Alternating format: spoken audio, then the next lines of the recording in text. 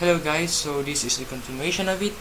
Now I think you can't see this, but this is actually negative y, so let me make it clear. Okay, this one, this is actually y, y, and then p y times p to negative 1.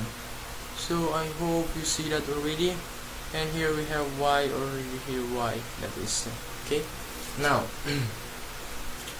this time guys, like what I've said, okay, we don't have space already, so I'm going to erase this one. I'm going to erase this top of it, okay, so that we can have a space here. Okay, we can have a space here and here also. So there you go, and there you go. Okay, so now I want you to observe guys here. Look at this, there is a negative sign here, so once we distribute that, all of this will become negative. So it's better for us to move this here. Okay, we are going this portion, okay,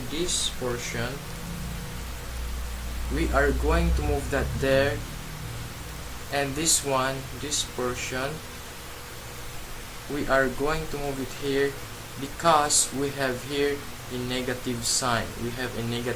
So basically this one will become negative and this one will be positive. So it's better for us to see this one, because this has a positive sign, and then minus this one. So basically what will happen here is that this equation first minus this one. Okay, you get that what I mean? So that is the next step. Okay, so wait a minute, let me separate this. Okay, now this time we are going to do that, we are going to shift that together, okay, because it has a negative sign. So write that here.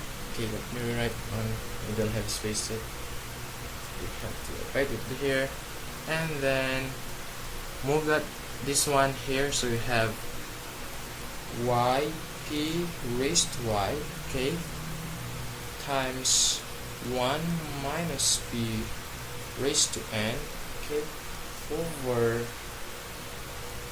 p times 1 minus p raised to y, okay, and then this one is a negative sign, so minus this one, we have p raised to y, and then n minus y, and then 1 minus p raised to n, okay, and then we have py n minus y, 1 minus p raised to n over this one, so all over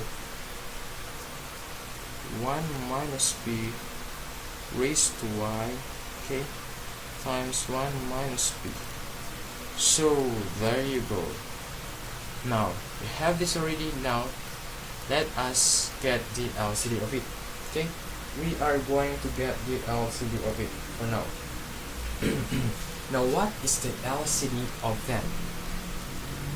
So we have three actually equations. Okay, we have three equations here, and as you notice, we have this one and this one. So maybe three of this, we have this one here, and this one. So all this is the LCD. So we don't have the space again, we have to erase this again. Another one, erase that one. Okay, we have erased that. Okay, so the LCD of them is just their denominator. Okay, so this is equal all over this one. We have p 1 minus p raised to y times 1 minus p. Okay, so there you go. So maybe you can make it longer. Okay, so have that. This is the LCD of it. Now let's divide this with this one. So divide this with this one and then multiply it with that one. So you have divide this with that one, we are left with this one. So 1 minus p, you have to multiply it to the numerator. Okay, what I did is here is that I divide this one with the denominator of this, and then the result of that, multiply it with the numerator. So we have here y p raised to y, and then 1 minus p raised to n. Okay, and then you are left with this one, which you are going to multiply to the numerator. You have 1 minus p, okay, and then minus. Okay, now this time you have to divide this with that one and to get, and then you are left with p. Okay, divide this with that one, you are left with p, and then multiply p with the numerator. So we have here py times p times n minus y times 1 minus p raised to n. You get that? Okay, now this time what we are going to do is one, equate this, equate to 0. Okay, equate this to 0. Now you have here then 0, equate that to 0. So if you multiply this one and multiply that to itself, you have this will be cancelled and this will be 0. So what is left is the numerator. So let's erase this. I hope you just take down the solutions also. So I have to erase this all. Okay, let's erase this all, and then we are near, guys, we are near. Okay, there you go. Now what we are going to do here, I said, is that, for example, if you have 0 here, you equate it to 0, and you have here x squared plus 2, and you have here 3x plus x. So if you multiply both sides with the denominator, which is this one, so if you multiply that, this one, if you multiply this with 3x plus x, and this one multiply this with 3x plus x, this one is cancelled and this one is cancelled, and this one is become 0, and you have here x squared plus 2.